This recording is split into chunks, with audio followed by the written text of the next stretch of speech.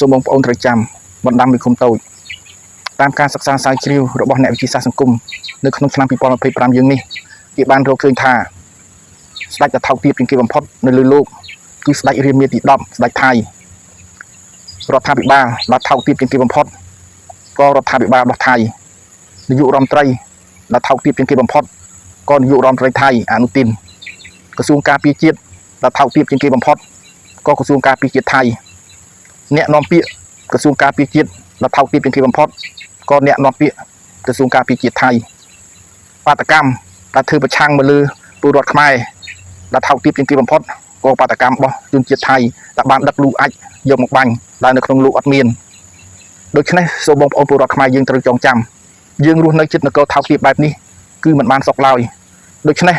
វិធានដើម្បីធ្វើឲ្យយើងបានសុខគឺយើងត្រូវរួមគ្នាកសាងនគរយើងឲ្យខ្លាំងក្លាទាំងវិស័យសេដ្ឋកិច្ចនិងវិស័យយោធា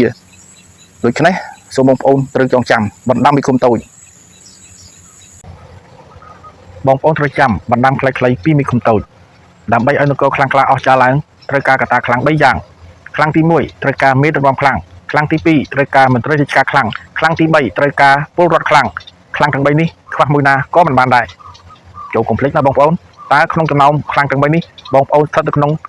ចំណោមខ្លាំងមួយណាហើយបងប្អូនត្រូវចាំបណ្ដាំមីឃុំតូចមហានគរខ្មែរយើងដែលត្រូវបានពួកមហាចៅជ្រៀនពៀនទឹកដីបានសម្រេចគ្រប់សម័យកាលកន្លងមកនេះគឺមិនមែនដោយសារពួកមហាចៅទាំងអស់នោះខ្លាំងក្លានោះឡើយគឺដោយសារតែខ្មែរយើងបានបែកបាក់សាមគ្គីផ្ទៃក្នុងហេតុអ្វីបានជាខ្មែរយើងបានបែកបាក់សាមគ្គីផ្ទៃក្នុងគឺដោយសារតែស្ថាប័នមេដឹកនាំស្ថាប័នមន្ត្រីរាជការនិងស្ថាប័នរាជមិនត្រូវរៃគ្នាគឺមានស្ថាប័នណាមួយបានដើរខ្សែលើគ្នាដូច្នេះសូមបងប្អូនខ្មែរយើងកុំឲ្យប្រវត្តិសាស្ត្រចាស់ជន់ដានយើងទៀតបងប្អូនត្រូវចាំបណ្ដាំមីឃុំតូចតាមពិតខ្ញុំមិនចង់និយាយអីច្រើនទេជាមួយនឹងនគររបស់គេគឺនគរថៃនឹងតែម្ដងប៉ុន្តែខ្ញុំគ្រាន់តែចង់ដាស់តឿនការរំលឹកដល់ពុកម៉ែបងប្អូនយើងបងប្អូនត្រូវចាំនគរថៃគឺជានគរចៅនគរថោកទាបដែលធ្លាប់ប្លន់យកទឹកដីកម្ពុជារបស់យើងដូច្នេះបងប្អូនត្រូវចាំយើងរស់នៅជិតនគរថោកទាបយើងមិនអាចបានសេចក្តីសុខទេនិយាយនេះមិនមែនថាខ្ញុំរើសអើងពូជសាសន៍ឬក៏ស្អប់ពូជសាសន៍ទេប៉ុន្តែបងប្អូនត្រូវចាំយ៉ាងម៉េច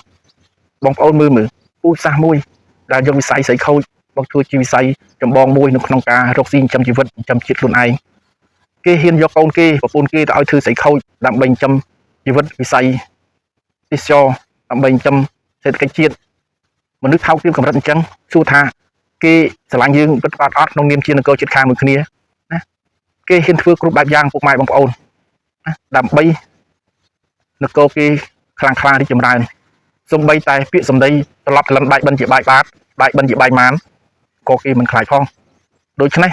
សូមខ្មែរទាំងអស់ចងចាំរាប់គ្នាចេះតែរាប់ប៉ុន្តែកុំទុកចិត្តគេពីខ្ញុំនៅឃុំតូចបងប្អូនត្រូវចាំបណ្ដាំនៅឃុំតូចក្នុងនាមជាមេដឹកនាំនគរតែងតែជួបបញ្ហាឈឺចាប់ជារឿយ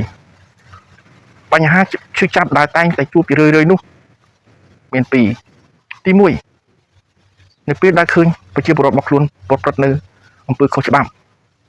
ហើយអ្វីដែលកាន់តែឈឺចាប់ជាងនេះទៅទៀតនោះគឺនៅពេលដែលឃើញសហការីរបស់ខ្លួនមនុស្សនៅជុំវិញរបស់ខ្លួនប្រព្រឹត្តខុសច្បាប់ដែរនេះហើយគឺជាការឈឺចាប់ជាផលលំបាកនៃមេដឹកនាំនគរប្រសិនបើមេដឹកនាំនគរដោះស្រាយបញ្ហាដោយប្រើមនោសញ្ចេតនាខ្វះការយល់ដឹងអំពីតម្លៃនៃគតិច្បាប់នោះនឹងធ្វើឲ្យនគរមិនខ្លាំងក្លាមិនរឹងមាំមិនភាពនឹងនៅឡើយនេះហើយគឺជាអ្វីដែលមេដឹកនាំនគរត្រូវតែមានការប្រុងប្រយ័ត្នពីមីឃុំតូច